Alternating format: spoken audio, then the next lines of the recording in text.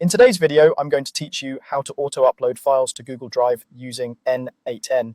We'll walk through setting up a Google Drive node in n8n so your automations can send files straight to your drive.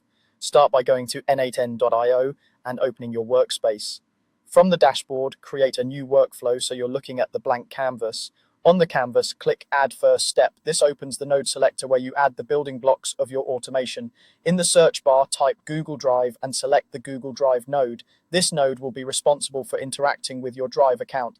With the Google Drive node open, set the action to upload file. Choosing upload file tells n8n that whenever this node runs, it should take a file provided by your workflow and place it in Google Drive.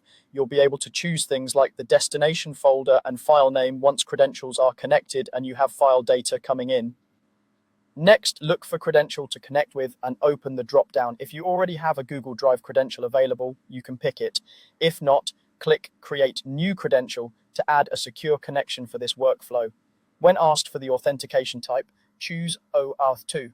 Google uses OAuth 2.0, which lets you grant n8n access without sharing your Google password. It's the recommended and most secure approach for this integration. You'll now be prompted to enter your client ID. This value comes from your Google Cloud Console, where you create an OAuth 2.0 client for the Google Drive API. Paste the client ID exactly as provided and keep it private.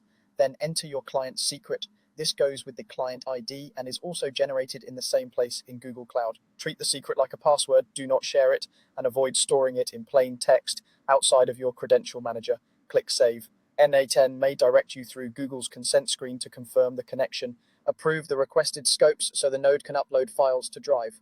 Once the credential shows as connected, your Google Drive node is ready.